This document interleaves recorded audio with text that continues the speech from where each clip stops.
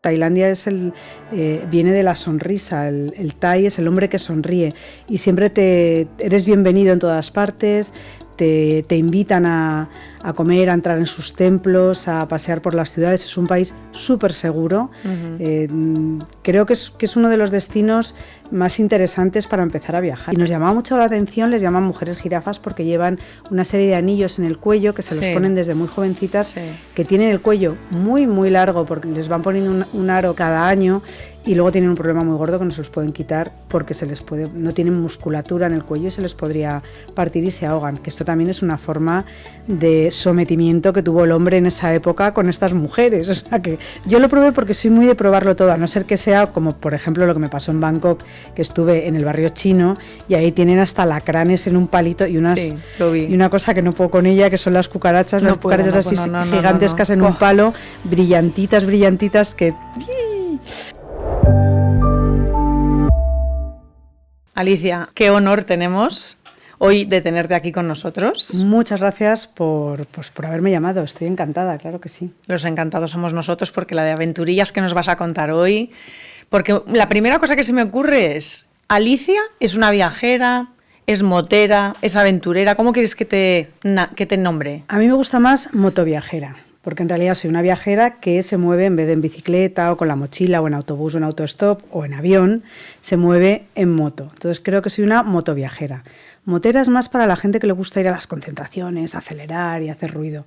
Yo utilizo la moto como medio de transporte porque para mí es el medio de transporte más versátil, más rápido y perfecto para el viaje porque es totalmente transparente y nos permite ver, oler, sentir por dónde estás pasando y además despierta la curiosidad en las personas y cuando llegas a un sitio siempre tienes gente que te mira a los ojos directamente y ya estás ahí dentro. Qué guay, me encanta esto que has contado. Y una motoviajera que ha viajado por todo el mundo haciendo rutas increíbles, súper panorámicas, ¿qué te hizo escoger este famoso loop, a ver si lo sé decir? A ver. El Mae... Espera. Yo te voy a ayudar, venga, ¿no? Entre las dos lo vamos a decir.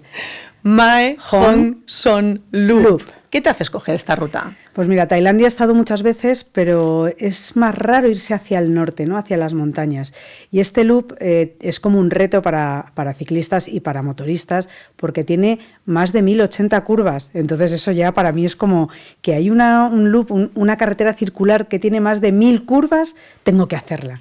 Y de ahí vino la idea de hacer este Mae Hong Son Loop. ¿Y cómo es esta ruta? O sea, ¿qué paisajes nos vamos a encontrar si decidimos irnos hacia el norte y superar esta cantidad de curvas? Que yo cuando lo dices ya pienso, me mareo porque yo soy más de coche, pero ¿qué nos vamos a encontrar? ¿Qué paisaje hay? ¿Qué gente hay? ¿Qué vamos a ver? Pues es una pasada porque empiezas en una llanura, en Chiang Mai, que es una ciudad maravillosa, con un foso, que mezcla mucho lo antiguo con lo nuevo. Es, bueno, como todo Tailandia, ¿no? Que tiene el lado ese moderno y luego el lado ese clásico. Y vas subiendo por las montañas, vas atravesando cordilleras, vas a ver lo que es la jungla, vas a ver los campos de té, muchos pueblos que están en el interior de esta ruta, muchas tribus típicas de allí, gente ataviada con los trajes típicos. Como te digo, las plantaciones de té que son impresionantes, de frutales, de pueblecitos pequeños. Hay mucho también animales tropicales que no conocemos, aparte de los elefantes, cascadas, trekking, porque muchas veces hay que dejar la moto y hay que caminar un poquito para llegar a ver esa poza, esa cascada, esos lugares maravillosos. Templos, por supuesto, Tailandia está sembrado de templos y hay muchos. Y luego se llegan a lugares muy particulares y muy curiosos donde poder mezclarte mucho con la gente que hay allí, con los autóctonos. ¿Y cómo es la gente de esta zona menos turística? ¿Cómo se comportan con el turista? ¿Lo reciben bien? ¿Es algo que les motiva? ¿Te sientes bienvenido por la gente de allí? Yo en Tailandia, esté en el norte o en el sur, siempre me he sentido muy bienvenida. Creo que es un país donde tienen muy claro que viven muchas veces del turismo, donde yo creo que son afables por naturaleza, luego nunca se sabe, ¿no? Pero en principio lo dice el propio nombre, ¿no? Tailandia viene de la sonrisa, el Thai es el hombre que sonríe y siempre eres bienvenido en todas partes, te invitan a comer, a entrar en sus templos, a pasear por las ciudades. Es un país súper seguro. Creo que es uno de los destinos más interesantes para empezar a viajar. Fíjate que yo, claro, también he hecho un viaje por Tailandia muy diferente al tuyo, porque yo fui hace muchos años y era un viaje de como de unos 9 días. Hicimos el típico recorrido de Bangkok con las Islas Phi Phi y Koh Yao Yoi y Koh Yao Nai. Entonces, claro, yo no me llevé esta visión que todo el mundo dice de Tailandia. Claro, yo creo que al final aquí es un buen ejemplo en el sentido de decir, cuando viajas sitios muy masificados, la gente, yo creo que pierde su esencia, ¿no? Quizás se pierde más el carácter. Entonces, en las Islas Phi Phi, que reciben miles de viajeros, ¿no?, noté un carácter diferente, como de menos interés por tratar bien a la gente. Que no es una cosa de Tailandia, creo que es de una reflexión que quizá podemos hacer. Ahí estoy 100% de acuerdo contigo. Creo que hay que ir a los lugares que nos apetece visitar porque queremos esa foto, porque, como hablábamos antes, no hay que demonizar la foto del lugar típico, famoso. Y sí, yo animo también a todos a que salgan del hotel, a que den una vuelta a la manzana, que se pierdan un poquito por el pueblo, por la ciudad en la que estén, y a que se permitan visitar estos otros lugares que son realmente mucho más auténticos y donde van a descubrir esta sonrisa, que te abran las manos, que te ofrezcan un té que tiene, por ejemplo, Tailandia. Y seguro que, hablando de esto, alguna anecdotilla tendrás con alguna persona local, alguna cosita que os pasara que tú recuerdes, no sé, algún souvenir que te lleves, que esto a mí me gusta mucho en los viajes, estos puntos de conexión que a veces haces súper random con gente del país y que al final, ostras, mira que vemos lugares increíbles, pero a mí lo que me llena precisamente son estos momentos de conexión con gente que vive en la otra punta del mundo, en el pueblo más aislado, en el valle de no sé dónde, y estos momentos de compartir risas, a veces otras cosas, emociones, no lo sé, son los que al final miras atrás y a mí me llenan mucho. Pues mira, a mí una de las cosas que más recuerdo de este viaje por la Mae Hong Son Loop por Tailandia fue cuando llegué al norte, al pueblo. Hay una zona que está frontera con Birmania, que es donde viven las mujeres jirafa. Y como yo iba con una amiga también en moto, como somos muy de darnos la vuelta y entrar por la parte de atrás, es lo que hicimos. Y en vez de entrar por donde entran todos los turistas, por donde paran los autocares y se baja todo el mundo, dimos la vuelta al poblado y entramos por la parte de atrás. Y tuvimos la suerte de poder hablar así tranquilamente, con un té en la mano, con estas mujeres que están allí, y nos contaron su historia. No me digas exactamente cómo, porque lo del inglés, que todo el mundo se cree que hablan inglés en todas partes, no es verdad. No es verdad. No es verdad. Se habla inglés en algunos sitios, en otros no. Ellas no hablaban bien inglés, nosotras tailandés, imagínate, muchísimo menos, y birmano, pues menos todavía. Pero estuvimos hablando con ellas, y además fue muy divertido porque una sacó una especie como de ukelele, y mi amiga Marcia, chilena, que es muy divertida, pues, se puso como a tocarlo. Y bueno, se montó ahí un buen rollo entre mujeres, que además tenemos esa suerte las mujeres, que nos podemos colar hasta la cocina, y nos llamaba mucho la atención. Les llaman mujeres jirafas porque llevan una serie de anillos en el cuello que se los ponen desde muy jovencitas, que tienen el cuello muy, muy largo porque les van poniendo un aro cada año, y luego tienen un problema muy gordo que no se los pueden quitar porque no tienen musculatura en el cuello y se les podría partir y se ahogan, que esto también es una forma de sometimiento que tuvo el hombre en esa época con estas mujeres. O sea que sí, me estás poniendo una cara, pero es por eso, no es pura estética, tiene un doble sentido. Ya me imaginaba que habría alguna historia así cultural detrás, pero bueno. Y les preguntamos qué hacían allí y cómo se sentían, ¿no? Que eso también es el tú a tú con las mujeres. Ellas son de una tribu de Birmania, que salieron de Birmania durante la guerra y están en esta zona de Tailandia. Llevan ya más de 2 generaciones viviendo allí, pero no son tailandesas, no tienen los papeles para ser ciudadanos tailandeses, y tampoco tienen los papeles birmanos porque son refugiadas, a los cuales el gobierno tailandés les prometió muchas cosas que luego nunca, como siempre pasa, pues nunca se cumplen. Y no se pueden mover de ahí. Tampoco quieren, porque no quieren perder su esencia birmana, su esencia de esa tribu a la que pertenecen, y están mostrándole a los turistas esta forma de trabajar. Tienen su propio colegio, sus propias verduras, su propia comida, y quieren mantener estas tradiciones porque si no de otra manera las perderían. Claro. Pero en el fondo da mucha pena porque no pueden moverse de allí. Y hablas con la gente más joven que ya no llevan estos aros, los que llevan no son los reales, se pueden quitar, porque tú imagínate cómo duermes con todo eso. Yo me puse uno de abrir y cerrar y digo, pero si no se puede casi ni tragar, ¿cómo pueden estar con esto? Las jóvenes ya no lo llevan, simplemente es para enseñárselo a los turistas, las madres y las abuelas que todavía quedan sí que lo siguen utilizando, y bueno, pues nos contaban que su situación realmente era un poco estar como en medio de la nada. Que ellas vivían bien, porque en estos países, además, donde hace buen tiempo, no es como en un país más seco que no tengas que comer, porque realmente comer sí, puedes comer casi de lo que te da la tierra, pero que no pueden viajar por el país y que no pueden volver a Birmania. Pues a Myanmar. Y charlar con ellas fue súper enriquecedor. Vimos, pues eso, los instrumentos que tenían, cómo preparaban la comida, cómo la gente joven seguía estudiando, pero no quería irse lejos porque realmente ahí tenían sus raíces. Y al final es lo que nos mueve, ¿no? Tener nuestras raíces cerquita y la gente que queremos. Y eso es universal. Y fíjate que es interesante que nos cuentes esto, porque al final es como un contexto cultural de una cosa que yo, desde el punto de vista de viajera, no he estado en esta zona de Tailandia, pero la percibo como un lugar ultra turístico, porque es la típica foto que todo el mundo va a hacerse, la foto con las mujeres jirafa. Pero todo esto que nos estás explicando es una buena muestra de decir, oye, no vamos a dejar de ver sitios que nos han llamado la atención y que se han hecho famosos por algún motivo, pero no nos quedemos con una foto. No hagamos un parón o una cola de 20 minutos para hacer una foto, irnos de ese lugar sin llevarnos toda la esencia y toda la información que nos acabas de dar tú ahora, que nos explica que al final ahí detrás de esa foto hay una etnia de mujeres refugiadas, que no tienen un país oficial, que están haciendo esto para seguir adelante. Me imagino que es su única manera de sobrevivir a día de hoy. Y además, bueno, estas mujeres son maravillosas porque aparte de todo lo que hacen, ellas tejen y tienen unos tejidos que son una maravilla y tienen unos telares y puedes utilizarlos y aprender un poco de ellas. Y eso es echarle un poquito más de tiempo de lo que normalmente se hace en cualquier visita, que llegan, te sueltan, das la vuelta, miras todo y regresas al autobús o al hotel. Totalmente. Esto hay que hacerlo. Y por ejemplo, el souvenir, ya que hablabas ahora de esto, pues si podemos comprarles algo allí y no comprarlo made in China en Bangkok, en cualquier tienda, ¿no? Pues oye, ayudemos, vamos a contribuir un poco también a sus artesanías. Eso siempre lo digo. Yo creo que el turismo responsable pasa por no comprar cosas de otros países para que parezcan que son de ese.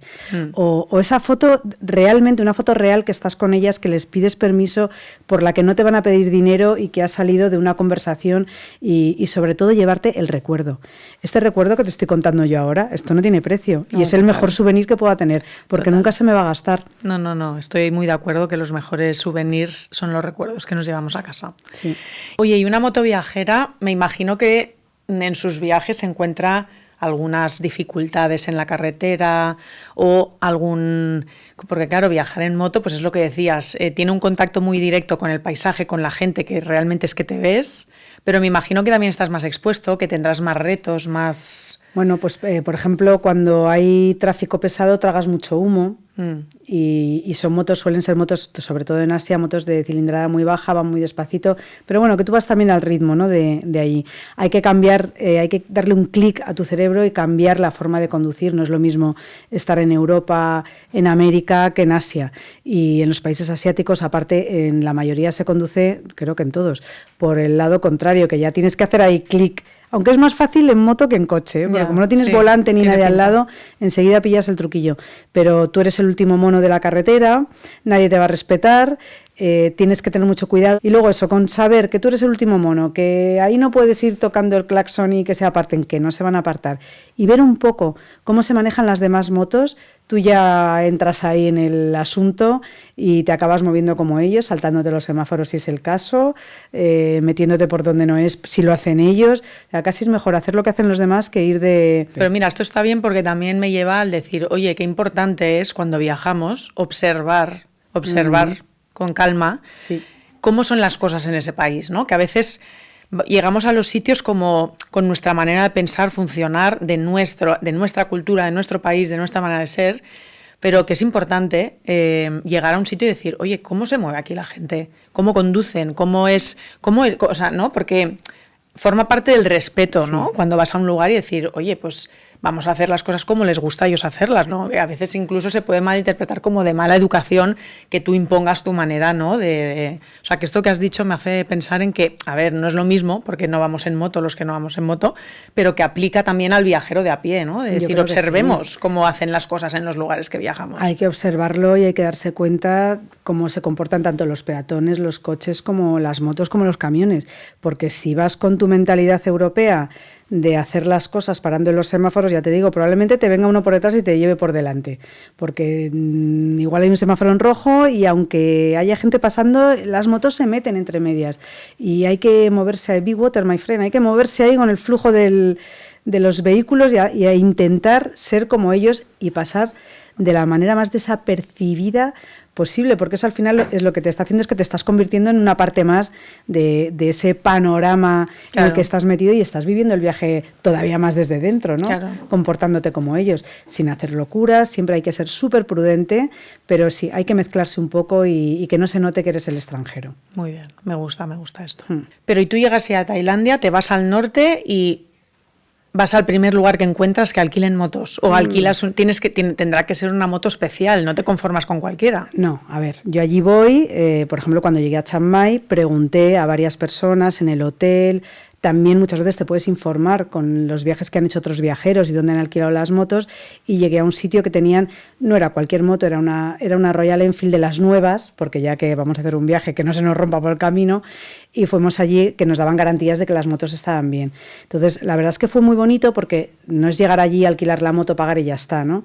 Estuvimos hablando con el dueño del alquiler, que nos dijo, mira, os voy a decir una cosa, iros a hablar con mi primo, que tiene una agencia de viajes, no os preocupéis que no os va a cobrar nada, pero yo quiero que habléis con él porque él sabe, dentro del My Hudson Loop, nosotras lo extendimos mucho más, hicimos más de 600 kilómetros, hicimos más de 1000 y pico, y él os puede decir por qué carreteras vais a ir mejor, de qué manera vais a acceder a según qué sitios, y entonces fue muy chulo porque alquilamos la moto, nos fuimos después a la tienda, a la agencia, a la pequeñita agencia de este otro señor, que nos sacó un mapa, nos abrió, nos puso un té, por supuesto.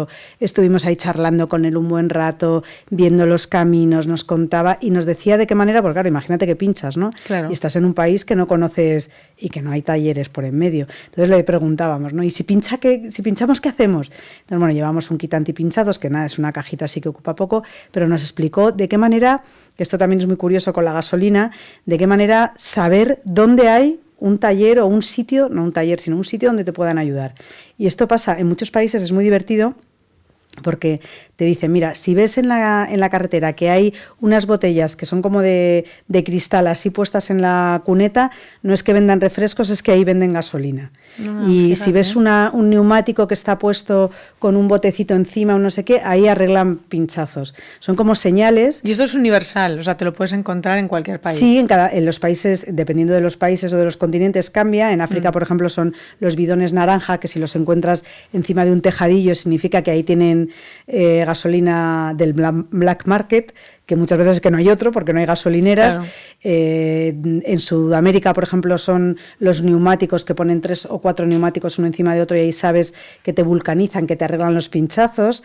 Entonces nos estuvo explicando todo este tipo de detalles. Le preguntábamos también, y bueno, ¿y cuánto nos puede costar un litro de gasolina en medio de la montaña? Para que no te engañen. Claro, claro. Que los tailandeses no son muy de engañarte. La verdad que eso hay más picardía en otros países, yo creo, ¿no? No te timan ahí tanto. Y tú me preguntabas antes qué me había pasado, qué anécdotas, pero seguro que algo te ha tenido que ocurrir en esas islas que están ahí en el quinto pino y tan alejadas. Sí, en la bahía de Phang Nga tengo una muy buena historia que viví, no sé si calificarla buena o mala, pero no, yo la verdad es que mala no la recuerdo, pero sí que ha sido como la vez que he estado más cerca de vivir un drama, no sé si de morir o de pasar una noche flotando en la bahía de Phang Nga a que me rescate a alguien, pero bueno. También saco una parte positiva que ahora te explicaré, que es la conexión con la gente de esa experiencia. El último día de nuestro viaje teníamos el vuelo a las 12 de la noche y yo, en mi afán de aprovechar siempre hasta el último minuto de un viaje, no me conformé con el transfer del hotel que nos llevaba de Koh Yai a la isla de Phuket, que es donde está el aeropuerto. Era como a las 4 de la tarde y dije, no, nosotros nos quedamos aquí hasta las 8. El transfer que vas por el mar, ¿no? Un transfer que te hacía el hotel de una isla a la otra, que era Ajá, como de un 30 barquito. 30 minutitos, o sea, lo más básico del mundo. Y yo dije, no, vamos a aprovechar toda la tarde en esta isla, que yo en 4 o 5 horas hago milagros aquí. Pues bueno, me cerré un transfer con un pescador de allí, que nos medio entendimos, con los famosos long tails, que son estos barquitos de Sí. madera de Tailandia con las florecitas colgadas. Esos ¿vale? que llevan un palo muy largo y el motor Sí, así. que ellos fuera salen a borda. pescar con esos barquitos. Ujú. Pues yo los vi un día allí con su hijo, el hijo medio hablaba inglés, y le dije, oye, pues os haríais un transfer mañana a las 8 de la tarde, 8:30, 9, para cruzar a Phuket. Sí, claro, lo cerramos, nos venían a buscar al hotel, nos venían a buscar al hotel a las 8, con la buena suerte que a las 7 empieza un tormentón muy fuerte. Yo pensaba, bueno, hay tiempo de que termine, es a las 8, no terminaba. A las 8, con una cortina de agua no, es que no veías más allá de 5 metros, vemos la lucecita del Longtail que llega a nuestro hotel para buscarnos, y nosotros ahí tendríamos que haber dicho, pues oye, vamos a esperar. Pero no, porque claro, teníamos un vuelo para volver a las 12. Nos metimos y no estaba el hijo, estaba solo el padre, que no hablaba nada de inglés. Bueno, pues venga, ok, nos metemos y empieza el trayecto, que tenía que ser de media hora hasta Phuket. Bueno, o sea, no veíamos más allá de 1 metro del chorro de agua que caía. En medio del mar. En medio de la bahía de Phang Nga empiezan a caer rayos al agua, Ay, ¿vale? qué Veíamos miedo. rayos a nuestro alrededor, de estos que verticales, no los horizontales. Y, o sea, silencio total, ¿vale? Silencio total. De repente él para el motor, llevamos como unos 20 minutos y el pescador para el motor y nos dice, Lost. Y claro, nosotros, como que Lost. Perdidos en medio de Tailandia. Esto lo del mar de entendimos, Tailandia. sabía decir Lost, pequeño detalle. Entonces, claro, Nando, mi marido, dijo, mira, teníamos los móviles apagados porque no sabíamos ni si esto atrae a los rayos. Entonces, Nando dijo, voy a abrir el móvil, voy a ver si funciona Google Maps y le voy a enseñar dónde estamos, a ver si le sirve. Lo hicimos, ¿no? Y él lo entendió, o sea, vio el mapa y dijo, como que se sorprendió de dónde estábamos. Y dijo, ok, Pero se sorprendió, ok. para bien o para mal. Bueno, como que dijo, o sea, le dimos una cara que dijimos, vale, ok, no está donde se pensaba que estaba, ¿vale? Pero dijo, ok, vale, ok. Y seguimos nuestro trayecto porque, bueno, teníamos que llegar. Bueno, el trayecto al final acabó siendo de 1 hora y media, creo, ¿vale? Madre mía. Al final, la última media hora bajó la intensidad y empezamos a ver las lucecitas del otro lado. Entonces, se encendieron unos faros, siempre me acordaré de esa escena que es muy peliculera, ¿vale? Pero él había hablado con un primo suyo que nos iba a hacer de taxista para ir al aeropuerto al otro lado. Ese tío había estado ahí esperándonos 1 hora y media. Cuando estábamos aproximándonos, él abrió los faros del coche como diciendo, ¿son ellos? Hizo de faro. Os Hizo dijo, de "Aquí, faro. aquí". Cuando vimos los faros se fue como, Dios, hay alguien ahí que nos está esperando. Y sale del coche un hombre indignado. You are born again today. Nos decía, ¿no? Sí, En plan, sí. habéis vuelto a nacer. O sea, de verdad te digo, Alicia, que esa vez, o sea, fue bajar del barco, me entró como unas ganas de llorar, pero nos Hostia. abrazamos con el pescador. O sea, piensa que lo único que habíamos podido hacer era, ok, Lost. Y luego el taxista Y que mira el nos móvil. dijo que habíamos vuelto a nacer. Madre Nos dimos un abrazo los tres, que, ¿sabes esos momentos que te miras a la cara? Y yo entendí lo que me estaba diciendo ese hombre, que era, ostras, hoy nos hemos salido de una buena. O sea, él estaba contento de haberse salvado, de que nosotros nos hubiésemos salvado, y yo te puedo decir que estaba muy contenta también. Y el taxista pegándonos la bronca detrás, diciendo, you are crazy, you are crazy. En plan, pensaba que no nos vería nunca más, pero me he quedado aquí porque pensaba, por favor, que aparezca una luz de un barco. Madre mía. Fue un momentazo. Te digo que luego cuando llegamos al vuelo de vuelta a casa, o sea, me senté en la butaca del vuelo, nunca he estado tan contenta de subirme a un vuelo para volver a casa y decir 13 horas de estar en esta butaquita bien atada a disfrutar del trayectito para casa. Sí, o sea, es algo que, bueno, que no olvidaré. Pero mira, lo recuerdo hasta con gracia ahora, ¿eh? O sea, no me he quedado traumatizada ni nada, he Bueno. subido a barcos de noche, he hecho de todo, ¿eh? Yo creo que los momentos esos de aventura total donde lo pasamos mal, cuando uno los supera, o sea, cuando no mueres, Sí, se claro. convierten en grandes anécdotas. Cuando de los tienes un viajes. final feliz y encima ha habido como una conexión intercultural sin conocer el idioma, Sí. de estos que dices, jolín, lo que hemos vivido juntos, probablemente él lo explique también a veces y ¿sabes? Y hemos conectado sin saber cómo explicarnos. Eso fue bonito, la verdad es que sí. Qué guay, pues eso me parece toda una aventura y para contarlo siempre. Sí, sí. Eso es una cosa en el mar de Tailandia, que además normalmente todos los que han ido allí conocen que es una bahía súper clarita, con el agua transparente, es una bahía muy tranquila, con los pececitos, que caminas y no te cubre, pues, y cuando te imaginas que eso se puede poner así de bravo. Te prometo que he visto su peor cara, pero oye, el viajar forma parte, o sea, tiene estos momentos, todos tenemos nuestros retos en los viajes. Y es lo que hay, ¿no? La gracia es, bueno, que acaben bien. Sobre todo poder contarlo, ¿no? En moto nos pasa muchas veces, y aquí en Tailandia también nos sucedió en alguna parte del camino, que llovía. Claro. Porque además estando en alta montaña... Es un destino montaña, muy lluvioso al final. te cae el monzón y te cae el monzón. Y una de las cosas que a mí no me gusta es conducir de noche. Yo siempre soy la maniática de que a las 5 de la tarde ya tengo que saber dónde voy a llegar. Claro. Porque a las 7 ya es de noche y quiero estar en el hotel tranquila. Hotel, hostal, guest house, que yo utilicé muchísimas guest house para estar en contacto con la gente local. Y alguna vez, me lo has recordado lo de la lluvia, alguna vez nos tocó lluvia, se nos hizo de noche y realmente se pasa mal porque no ves, no sabes el suelo cómo está. Normalmente hay mucho camión antiguo, se forma una capa de grasita que da un mieditis andar por ahí y son momentos muy fastidiados. Que luego cuando llegas dices, oh, lo he superado, lo he conseguido. Sí, pero es verdad que tenerle respeto al destino, sobre todo si hay un punto de aventura, ¿no?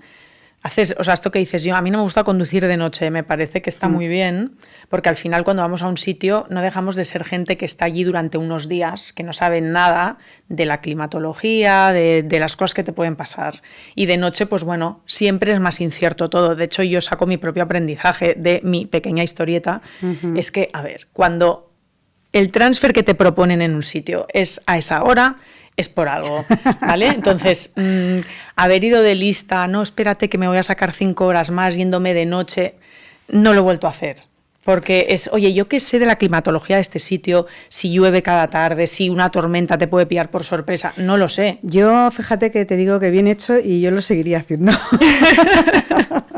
Yo soy mucho más arriesgada. Es verdad que en la moto procuro que no siempre se cumple porque pueden pasar muchas cosas. Claro. Pueden pinchar, puede hacer mucho calor y necesitas estar 2 horas debajo de un tejado, debajo de un árbol, esperando a que pase todo el calorazo y al final se te acaba haciendo tarde. O, por ejemplo, en moto pasa mucho que de repente ha habido un derrumbamiento de no sé qué y está la carretera cortada. Claro, y te tienes que quedar con cara de pánfilo ahí esperando. Entonces a mí me gusta llegar de día para ver un poco dónde estás. Dónde estoy. Si hay tiendas, si hay gente local, si estoy en una zona como a las afueras de la ciudad que no tiene muy buena pinta, si estoy cerca de una estación de tren o de autobuses, que son lugares que a mí no me gustan mucho porque ahí hay mucho movimiento y no siempre bueno. Pero sin embargo, cerca de las estaciones, esto mira, es un consejito, un tip para los que nos están escuchando, cerca de las estaciones de tren o de autobús en los países asiáticos, si llegas tarde vas a encontrar lugares donde poder comer. Y ahondando un poquito más en la gastronomía tailandesa, yo me acuerdo que comimos muchos pad thai. ¿Pero qué me cuentas? ¿Qué tips tienes? ¿Qué te impactó más? ¿Algún mercadillo interesante? La comida tailandesa es la comida callejera por excelencia. O sea, donde más vas a comer, donde más rico vas a comer ese tipo de comida va a ser en los mercados. Durante el día hace mucho calor en casi toda Tailandia, pero por la noche es una maravilla porque todo se transforma. Baja el sol, se empiezan a encender las lucecitas, la gente empieza a sacar la comida afuera, se abren las terracitas, suben las persianas.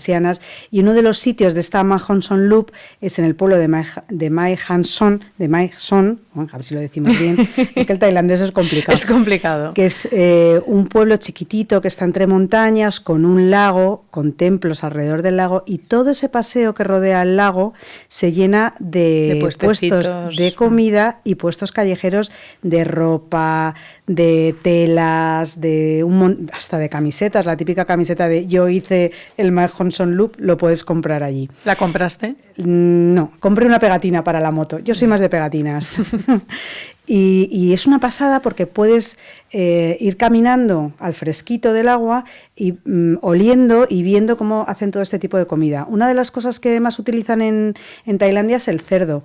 Hay un montón de cosas que se hacen con cerdo, pero luego también utilizan, como por ejemplo casi cosas parecidísimas a los torreznos. Pues eso lo puedes tomar ahí en Tailandia. Les encantan los satay, que son las brochetas, con trocitos de pollo, trocitos de cerdo o trocitos de de pescado, porque el pescado es otra de las cosas que se come muchísimo en Tailandia. Donde tú has estado debiste tomar unos pescados riquísimos, marisco, también comen mucho camarón y de este estilo. Con cacahuete, leche de coco. Es que la crema de cacahuete, el cacahuete por excelencia, allí lo echan en todo. Y los anacardos también, los frutos secos les gustan mucho.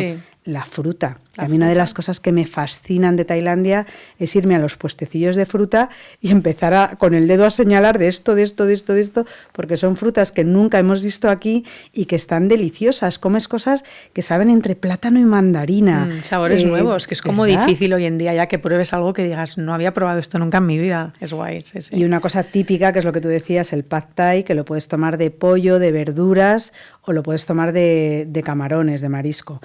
Pero hay muchas más cosas. Los curris, de los que hablábamos antes, los curris me encantan, el curry rojo, el verde, el amarillo, que son como una especie de cremas que hacen con leche de coco, con un toque picante que te deja ahí.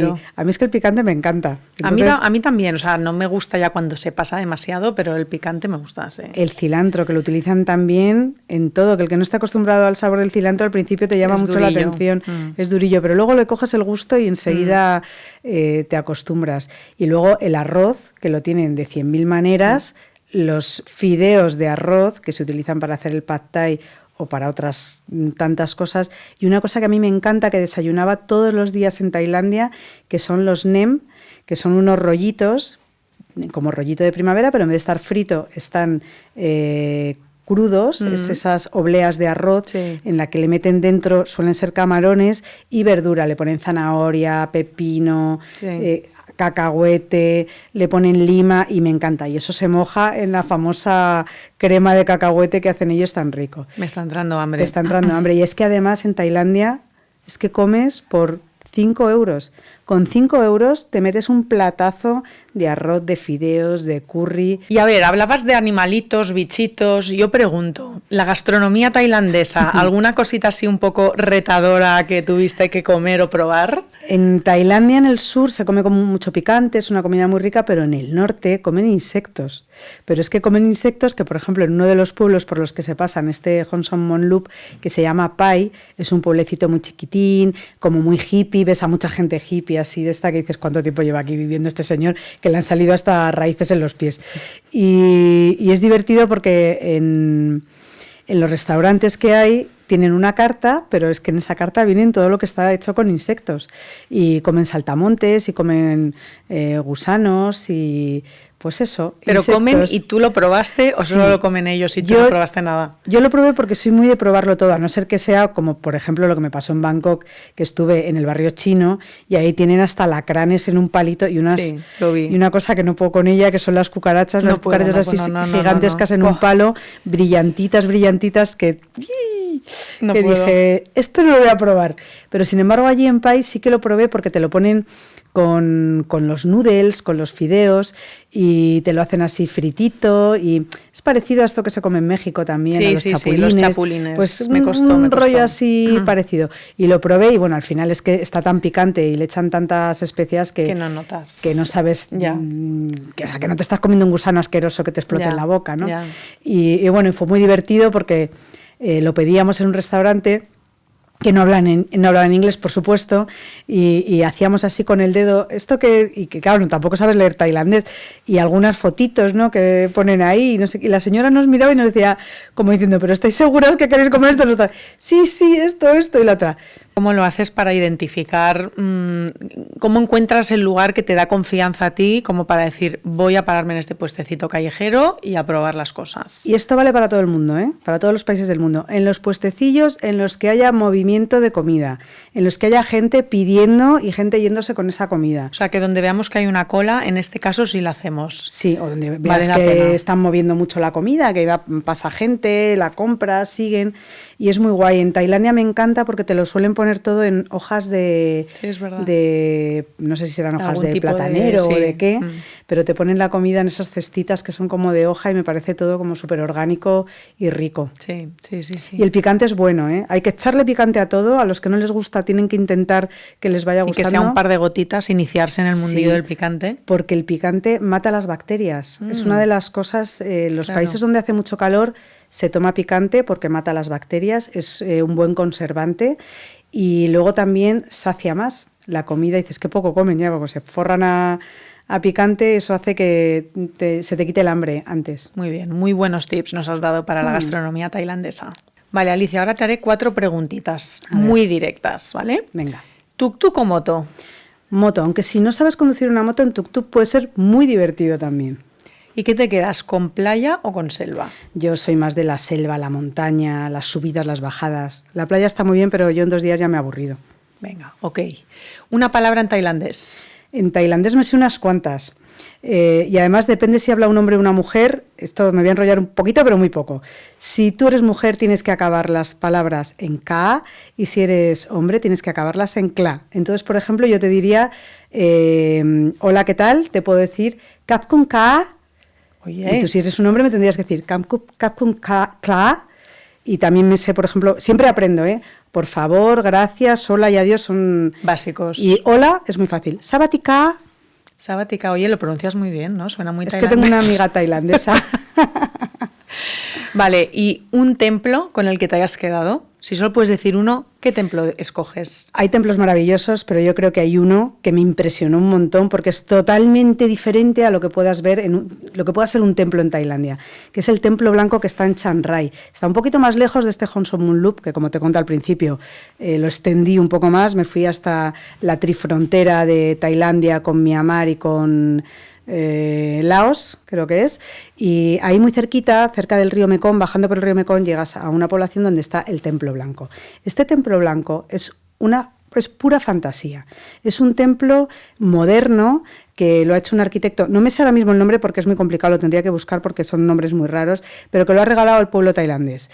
Y no tiene nada que ver, es un templo blanco porque está todo blanco, encalado, impresionante, que casi no tienes ni contraste, pero por ejemplo, para entrar, entras por una pasarela de la que debajo salen manos, brazos así con manos hacia arriba, que está como, es como el más allá, ¿no?, que te atrae, pero es que luego llegas dentro y entre otras muchas locuras hay unas vidrieras de colores donde hay personajes como Pokémon, como Spiderman, o sea, es una locura, es una cosa extrañísima, rarísima, de la cual los tailandeses están muy orgullosos, además de todos sus templos maravillosos, que la verdad que cualquier templo, por chiquitito que sea, por muy en un pueblecín que estás, paras, te metes y es una belleza verlo, porque tratan la madera, los dorados, cómo tienen a todas sus deidades bien adornadas, las flores que huelen fenomenal en los templos tailandeses, es una gozada, pero este templo, el Templo Blanco en Chiang Rai, recomendable 100% estirar un poquito más el viaje y visitarlo. Le tengo muchas ganas porque he visto imágenes del exterior, esto que dices de las manos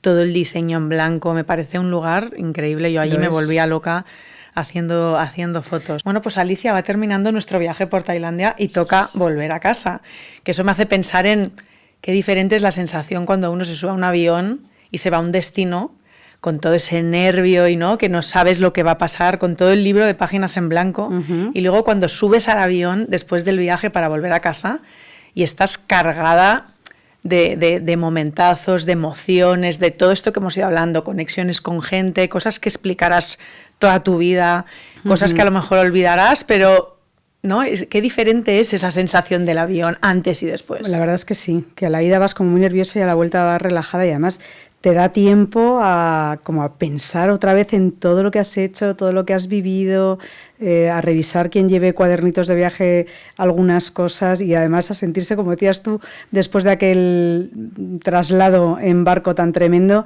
a sentirte segura, ir tranquila, relajada, con mucha pena, ¿no? A mí me da mucha penita cuando vuelvo. Sí, a ver, o sea, realmente es lo que decíamos, ¿no? Antes yo recuerdo cuando no me dedicaba a la creación de contenido de viajes y vivía para poder viajar y eran como mis viajes del año.